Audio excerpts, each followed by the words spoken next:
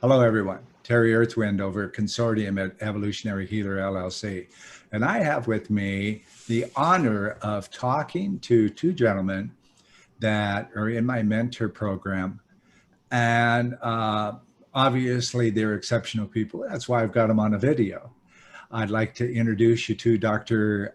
Olusiji Aina and Ambassador Favour Ayodele. Welcome, gentlemen. I'm glad that you've come on with me. Thank you, Excellency, for having me. I'm excited to have you here. So what I'm going to do is I'm just going to ask you questions individually, and you can just respond, kind of like what we've talked about in the past. So, Dr. Aina, the first question is, what are your aspirations about having a mentor, and what was it that got you connected to me? Thank you, Your Excellency, for having me. Such a great honor and privilege to be here. I'm so happy to be your mentee. I'm so happy to have been mentored by you. In the last couple of years, or over 2 decades of my career, I have been sailing the boat all by myself, taking some kind of hard decisions and moving on with my career to the point where I got to. But I believe that for me to be able to access my next level of career and things I intend to do and my aspirations, I believe I need someone to guide me. So as I sail on the boat, I don't fall on the other side of the wave. And quite important, when I go through your profile, having been on different webinars with you and looking at your kind of wealth of experience and highly innovative intellectual prowess, I have no doubt in my mind that having you as my mentor will make a difference for me to be able to actualize my aspirations and dreams over the next couple of decades that is ahead of me. And that, again, I wrote to you and then shared my profile with you. And it was my honor and very rare privilege in life for you to have accepted me to be your mentee. And ever since I came on board as your mentee, things have taken a sporadic and very momentum speed in my life in terms of the kind of decisions I take, in terms of the kind of interactions and the kind of opportunities that comes my way. So again, I want to say a huge thank you and my profound appreciation for counting me worthy as your mentee. And that I can't take for granted. It's been the honor of my life being your mentee. And thank you so much for all you do. I appreciate that. Great response. Thank you, Aina. Ambassador Favour, the same question for you. Well, first of all, I want to say a great thanks for bringing me on board today. It's quite an honor. It's proven to me, and it's transformative. You know, when you have somebody to mentor you in terms of whatever you want to do, it's going to make a very huge difference in someone's life. So I was inspired when I got connected with you, and thank God it's my friend here connected me, with you directly today. Let me start from saying that it takes a mission to drive a vision. I'm such a person that I have this vision. I will not call it a big vision. I will call it elastic vision. Something that forever, it will linger to generations to come. And if someone must have such things to come to pass, then you must be guided by somebody that is oriented. And that is what I will bring intelligence. So by that, if you are not oriented by somebody that is more higher than you, there's no how the mission can come to fruition for the vision to be attained. So it's an honor because I got you out of thousands and millions of people all over the world, great phenomena all over the world. So for me to be mentored by you, or for me to be chosen as a mentee, it's a great honor for me. And the vision of Africa, the vision of Nigeria can only be, let me use the word wrapped up, packaged, and certified by the mind and the heart of somebody that see beyond you. And so it's a privilege. So I'm very, very happy that you are the person that I believe can channel the path to my greatness. So it's a honor, it's a privilege. I am deeply, deeply humbled for, being part of your work, for choosing me as your mentee. And great thanks to my wonderful friend. And for the first time publicly now, let me just introduce him that he is my covenant friend. So we are so tight, and he's my best friend all over the world. I just threw my cap to him. So thank you, sir, for giving me this privilege. It's awesome. Thank you.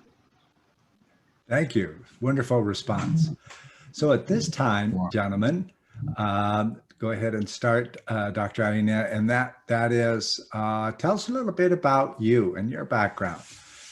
It's for each of you, it's an interesting story, and I know people would love to hear about you, because I think more people around the world are going to see you guys in the future. So, Dr. Aina, tell us a little bit about you. Thank you, Your Excellency, once again for the opportunity. I'm a development economist and impact investing specialist. I'm glad to call myself all that today because of several years of hard work, dedication, commitment, tenacity in terms of what I intend to achieve. I know Rome was not built in a day, as I've been saying, but one thing that is very important is the fact that we must consciously and deliberately work hard towards our goals, especially to attain them. For me, I came from a very humble beginning. I have the aspiration to be one of the best in my field globally. That I'm working tirelessly every day to attain that. So before I became a development economist and an impact investing specialist, I have a very humble background, but just to say a little, I am a graduate of statistics. I have my first degree in Nigeria and then moved to South Africa, University of Stellenbosch, where I bagged my MPhil in development finance. And then also, in addition to that, just before I pursue my my PhD degree, I've worked in different corporate organizations. I started my career from the banking, where I spent about 11 years in banking. I worked with 4 to 5 international banks, if I can recall, 4 to be precise. And then I left the banking, moved to the investment sector, and then investment and consulting. And then I was there briefly. Then I moved to the power sector, where I also work very closely with the government of Nigeria to unbundle the power sector that has been there for over years, ruptured traditionally. And then I've spent a while there to put in my best to support what I believe is good for my country. Then I moved to the development sector. The development sector is where I've been working for the past couple of, maybe like 9 years. And then I've put in so much effort in the development sector. I've worked and implemented a couple of USAID projects across the continent. I've also supported different projects and different development organizations in Nigeria and Africa. And then finally, I found myself working with the Impact Amplifier. It's a South African-based organization that has its footprints across the continent and then an offshoot to the United States of America. It's an impact investment organization that supports investment readiness organization to support the SGBs and be able to migrate them to an investment readiness position. That has been doing in a way to support small businesses and ensure that we create jobs across the continent and be able to give a better living for small growing businesses. So I have a very humble background and then went further to pursue my PhD in development economy. That also I found very passionately at the UNICAF University in Zambia. And because of my passion for development, I believe in working very closely with the development organizations to support the people at the bottom of the pyramid. My passion is to see how many people can be brought out of poverty and how many opportunities can be created for people to have jobs and for small businesses to be able to expand their reach and be able to create more jobs to be able to accommodate people. It's so saddening, for example, in Nigeria, where you have an average of about 400,000 young graduates every year. They roam about the streets without the hope of having a meal to their table or to be able to get a job at any point. So my passion basically is to see how to support these young graduates, not just to be a job seeker, but to become a job creator, where they have the opportunity to employ people who perhaps have semi-education, who don't have the opportunity to go to college or to go to university because of either financial issues or related issues. So I've been working very closely with other people within the sector or other organizations to see how we can bring succor and bring that relief, to millions of Africans who are out there looking for opportunity to have one or two things to do. So again, thank you so much for the opportunity to be able to say this, but that's one thing I found very, very passionate to do. These are also discussed with you in a couple of conversations that we have. And your mentorship and leadership in this area is highly commendable. I must thank you most kindly and most profoundly for finding me worthy to be your mentee and to guide me in this journey to bring smile and succor to millions of Africans who do not have the opportunity or do not have the privilege I have to build a very robust and sound career like I have done. Again, with you, I know I can go places. With you, I know we can reach out to many places. With you, we can bring the real Africa, or we can bring out the real Africa in Africans and ensure that we have the best for them. Thank you once again, Your Excellency, for this opportunity. Wonderful response. Wonderful response. And you set an example for the kids, the 400,000 to look at themselves as job creators and not job seekers. And it changes the mindset of all concerned, and that spreads quite quickly. And so, Ambassador Favour, tell us a little bit about you. Wow. Once again, thank you, Your Excellency. Anyway, my name, let me start from there because a lot of people, they were considering what is it that is quite peculiar about this person. And right from the mandate that I received from the name that it's on the screen right now, the carpenter. So, but my biological name is Oluwamuyiwa Favour Ayodele. Oluwamuyiwa means God brought this. Favor, of course. And Ayodele, it means joy in the house.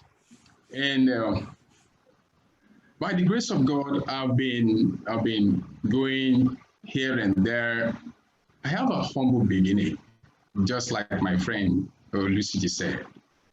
I'm quite not palatable because somebody that carries something that is bigger than him.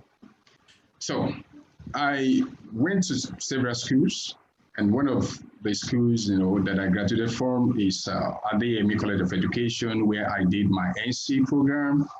And then right there, I dashed into, because I want to study something that is more, complex.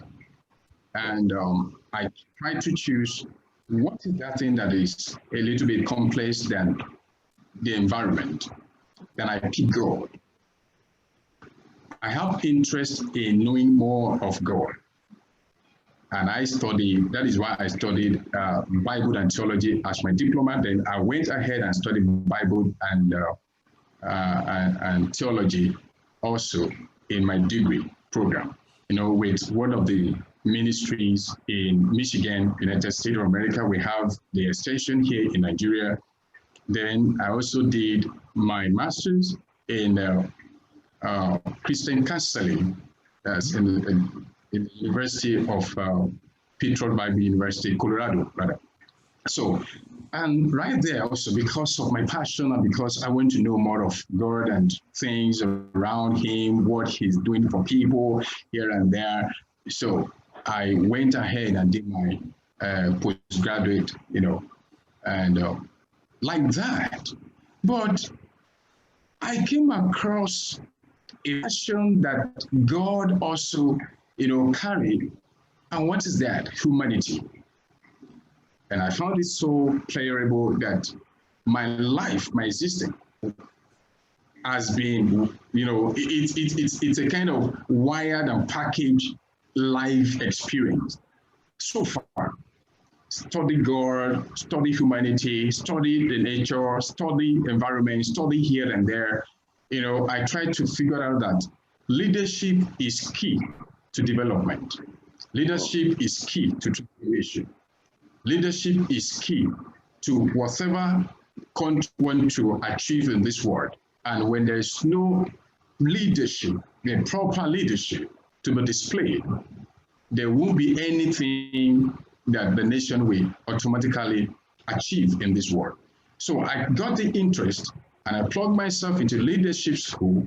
I graduated, I became a certified leadership expert. Then I formulated a lot of philosophy that has to do with leadership, because that's the problem that generally all over the world we're encountering it here and there, but it's a little bit, unfortunately, particular about Africa. And what African leaders are doing presently is not that encouraging. So I pick up that interest. And before you can begin to talk about leadership, you have to talk about politics. So I went into politics, and of course, I will say I am the most, gentle, calm, easygoing person in my family. Being one, shall I call myself? I'm the only one between my father and my mother. So, and because I have a very large, a very big extended family, it's all over. So because of the side of my mother. So having said this, I'm trying to give a very, comprehensive and explicit background about myself so that people will know where I'm coming from. So my mom was into politics 10 years before I was giving birth to. So that one has given a very little fantastic background about politics. So I joined the politics and I began to come around a lot of people, connecting from one person, a great phenomena across the globe, and begin to engage them. Now, to go straight or to cap what I am saying so that people will understand more better my passion and why I got connected with you, because that is one of the key aspects of this meeting. So it's a privilege for me. I formulated something called control panel leadership. And one of it is also called intelligent servant leadership. And when I heard, I also gave a brilliant explanation how that one can be done. Then I discovered that value is very important in our society. And that is when I created value-centered leadership. Then the other part of it is character-centered leadership. All this thing has to do with advancing the cause of Africa. Then the all-in-all that I call the vision for Africa in leadership is called common sense leadership.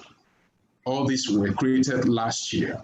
And if you are able to come with this, then I believe Africa, the way we are seeing Africa today, as I've been speaking it out, making sure that people understand what leadership is all about, I came up with an organization that today I can be proud of it, that my friend here is a very powerful person that is driving that organization. Is sitting in one of the top position in that organization called AIRO, African Intellectual Resource Organization. And that has to do with everything that will transform and advance Africa. And the vision for that organization is Vision 2040, where we believe that Africa will lead the world. So this is just my little background. And I believe that it is high time Africans, both home and diaspora, they come together, they put something, and they let the world understand that enough of zombieism. That is one of the frame word I formed from zombie, be and zombie. So enough of that. We have to channel our energy. We have to channel our prospect. We have to channel our potentials, because that is what Edo believe. We believe in the potential of Africa. We believe in using African content to develop Africa by Africans for Africa. And so I am so privileged to be your mentee, sir. I'm so privileged because you are one of the toughest and great leaders in the world, controlling the entire surface. So it's a great honor for me to be your your mentee, sir. So thank you so much, and God bless you. Well, thank you. That was a delight. And you touched on ARO, African Intellectual Resources Organization. It's a pan-African organization. It's due to launch here later this year, and it is a marvelous resource for all of Africa. And I congratulate you for creating that. And obviously, Olusiji pulls quite a bit of weight in there too. He's a go-getter. I like that. And so another question that I would have for each of you, again, starting with Dr. Aina, is where do you see Africa? Now, there's vision for Africa 2040. And where do you see Africa at the end of the current decade? And how is that work that you're doing right now kind of contribute to that? Dr. Aina? Thank you once again, Your Excellency, for this privilege. I keep thanking you because I can't thank you enough for making this happen. And again, for your leadership and your mentorship. Africa, in the next couple of years, we believe should have evolved from what we have as it stands. One of the things that we've talked about that Dr. Favour also mentioned is more about leadership and followership. That is one major problem. That is the major problem that Africa is faced with. We know we have leadership problems, but we also have followership problems. A lot of the followers who followed or follows these leaders, they follow them blindly. They don't have a mindset of their own. We must be deliberately and consciously involved with a psychosocial intervention for the followers to be able to understand what it takes to be a follower before they can become leaders. Unfortunately, all the followers, all the kind of people, the younger people we have in this continent as it stands, believe that leadership is a national cake, and each and every one of them must have the opportunity to take a bite out of it. And anyhow they find themselves to the position of leadership, they don't care.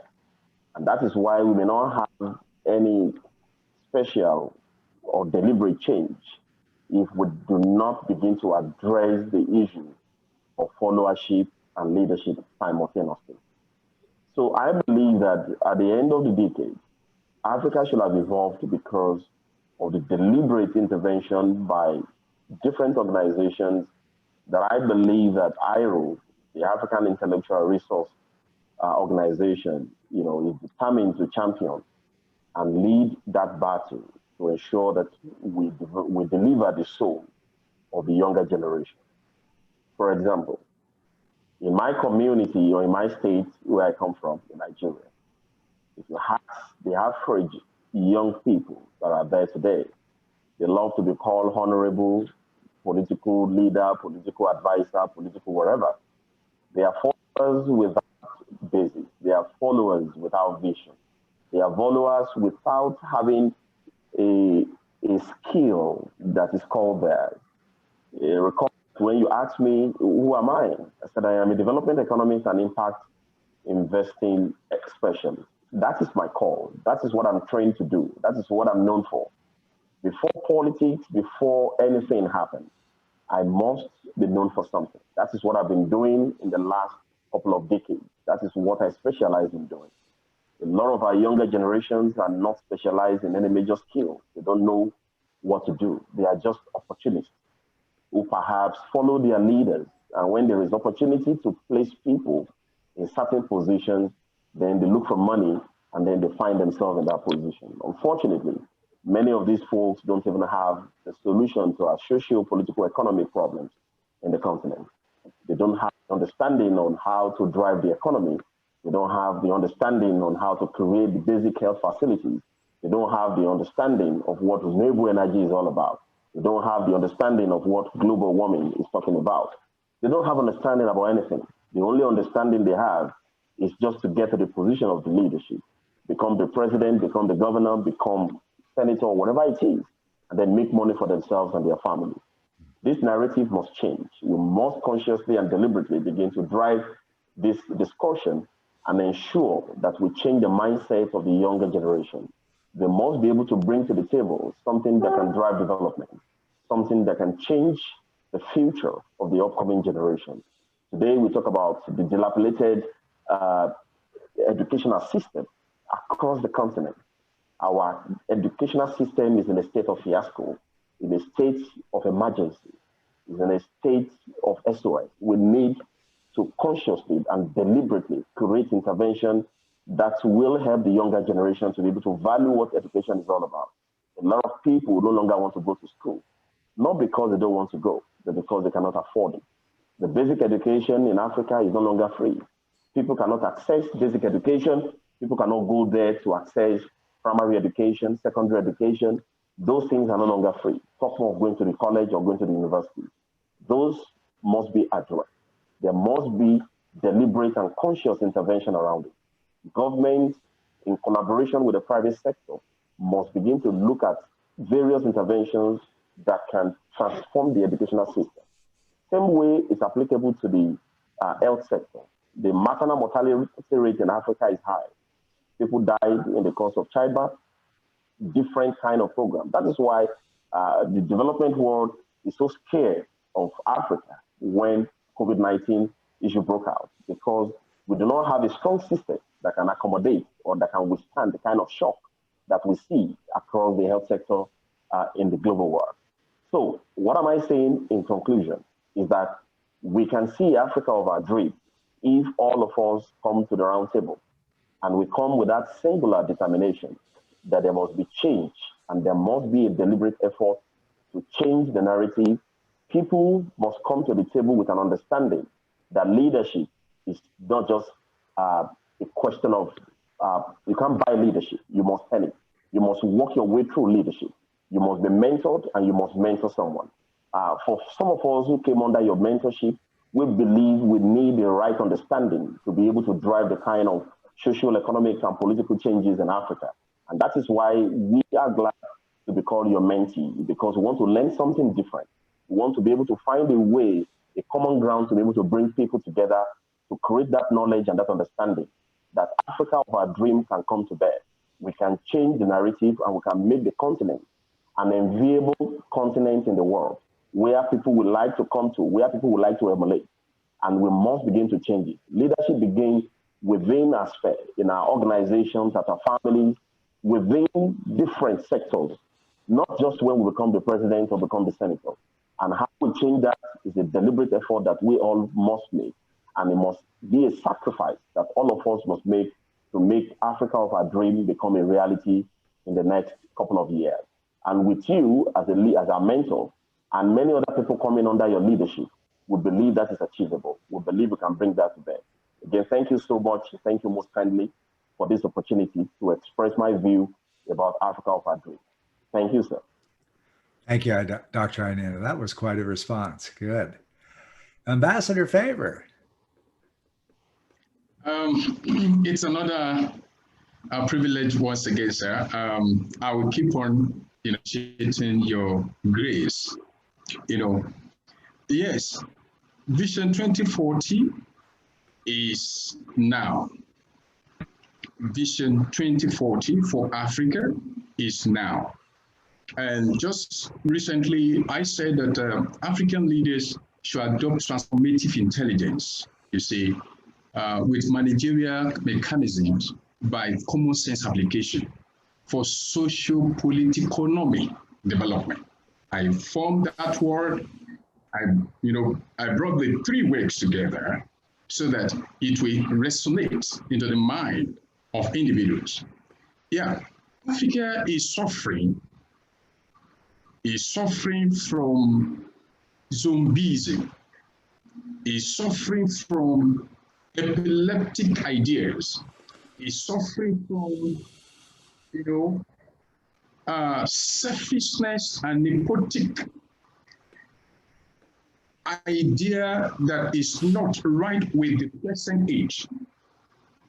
Africa is suffering from stomach infrastructure. Africa is suffering from what I call psychosocial defect. So having said this, we need a very, very avalanche innovative ideas. And that is why African Intellectual Resource Organization is birthed in order to create this, in order to tell the world that the potentials of Africa can be maximized in the scope of our faith.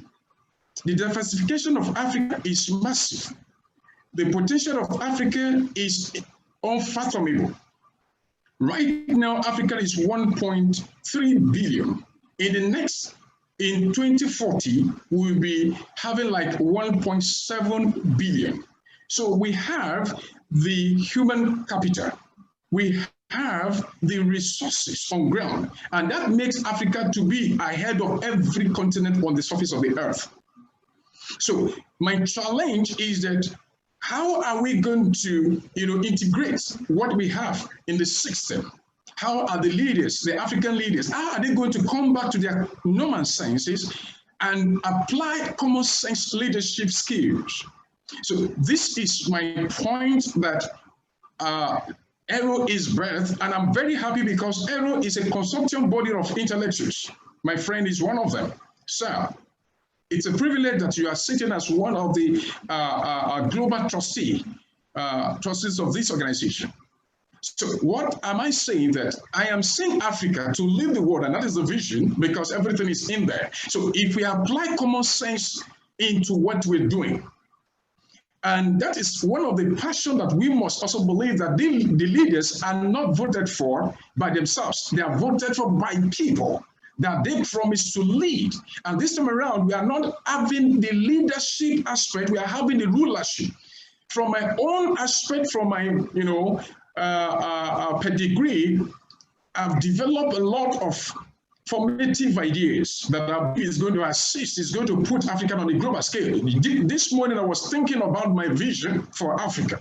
In fact, I am thinking that it is possible to create a momentum that has never happened in the history of the world by suspending one of the museums of Africa in the space. So that is, it is high time we have such kind of global ideas that all over the world will be coming to Africa, because we have everything here. One of the best economists in the world is sitting down here, Aina, and we are having one of the best technologists in ERO. We're having one of the, they are the best individuals that God has, given to ERO. And I am using this opportunity, this privilege you are giving to us, sir, to call on Africans in diaspora, to call on the professionals, the angelists, the pragmatists. I want to say that we are the catalysts for the world in the next couple of years. That is the vision of 2040. And starting from this year, we are having a lot of powerful projects that we want to launch. Possibly, we are praying that the distorted reality that is COVID-19 and co will allow us to do some certain things. And this will also channel me to the content of Africa that ERO is promoting, that is using African content to develop Africa by Africans for Africa. So the atmosphere of the Western world is different from the atmosphere of Africa. The content that we have is different from their content. What we eat here is different from what they eat here. We eat apu, we eat amala, we eat a 4 euro. We eat all manner of things, that give us energy, that boost our immune system. We drink agbo. That is, I'm speaking my dialect, I'm talking about herbs. We drink all these things that make us strong. There is no human being on earth that are strong as Africans. We are the strongest, and I call us the hunters. So Africa can lead the world. I'm so passionate, so I'm calling on all the African nations on the surface of the earth. Let's come back home.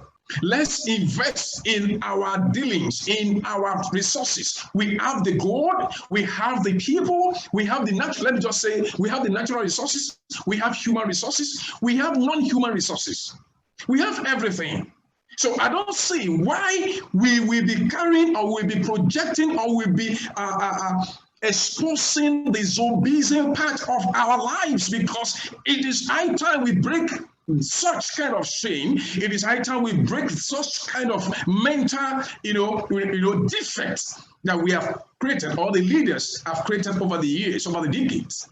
So to wrap this session, sir, I don't believe that the collaboration, the integration of ideas will make Africa to become the number one by 2040, if it is not going to be lesser.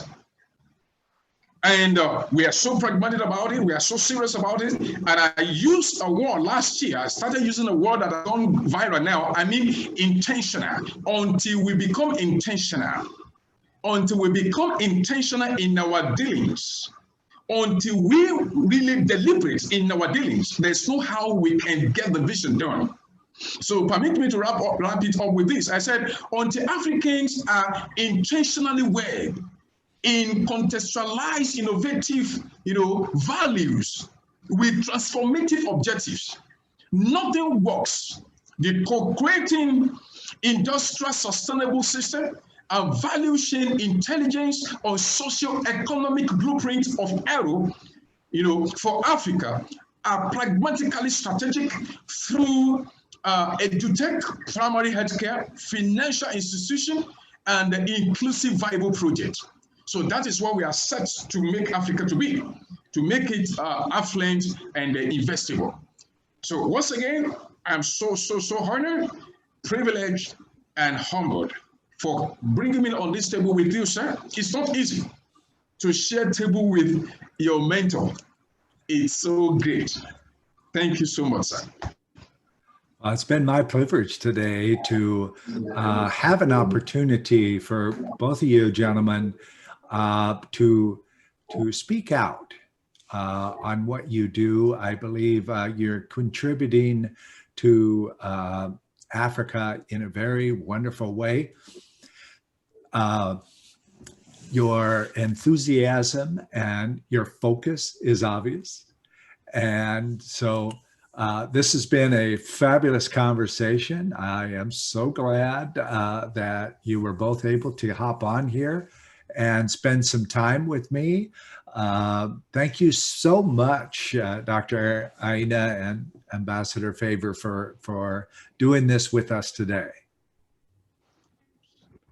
Thank you so much, sir. Thank you so much, sir. And maybe I will just say a little, probably my friend will also say something about you, sir. Oh. And one thing I've learned, yes, I have to say a little. One thing I've learned since I've become your humble mentee is because you are always on time. You are a time-conscious leader. You message me when I, mistake, I don't know, whenever I'm trying to drag, sort of, you pump on me, we are having a meeting today. I'll say, wow, yes, sir. This is what some of our leaders across the world not make it to be African leaders alone. This is what leaders, so-called leaders, don't practice. And that's why I call it intelligent servant leadership. So, meaning you have demonstrated the exemplary part of leadership that has, I used to say that I'm very time conscious. I'm time conscious, but when I met you, my own kind of is at Z. You are A. I'm still at Z, and this is quite honorable, sir. You are amazing leader. You are amazing father. You are an amazing mentor.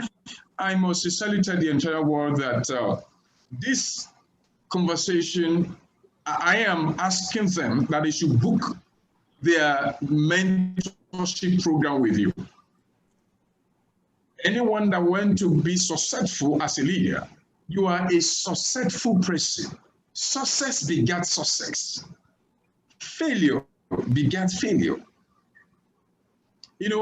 Leaders beget leaders. And one of the things I want to say now is that, to close my remark, I believe in leadership and partnership. I don't believe in the philosophy that says leadership and followership. Leadership and partnership. You have made us to partner with you, even though you are our mentor. That is incredible. And here, my friend, and all other people in Aero, great professionals, we become partners because we want to fix something that needed to be fixed. Thank you, sir, for fixing my time. Thank you for fixing my entire package. I'm very, very grateful. God bless you.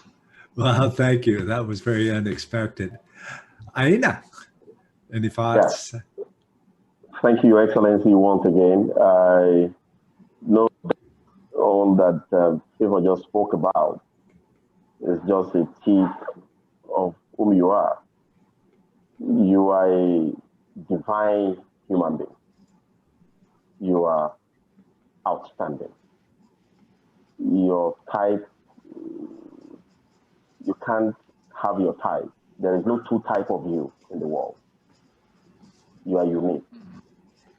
There is no two types of you in the world. You are unique. And for me, it's the honor of my life and the very rare privilege to have you as my mentor and as a father. In terms of your time, it's not just because you are timely. You are a time manager, a time curator.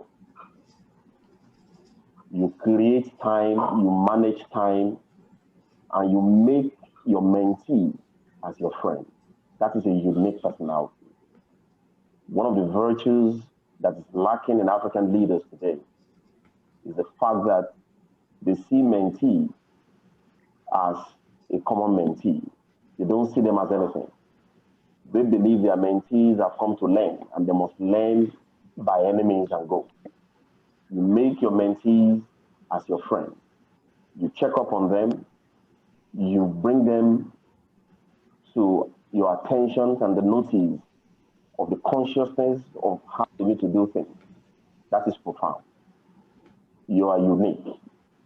You have no other type than whom God has created you to be. And I have no doubt, I've read your books, I've looked at your mission on earth, and I know that you are on this earth for a divine purpose. And that is why you have spent so much time in building yourself enough. You cannot build something on nothing. You can only build something on something. If you do not have those potentials in you, you cannot bring the best out of us.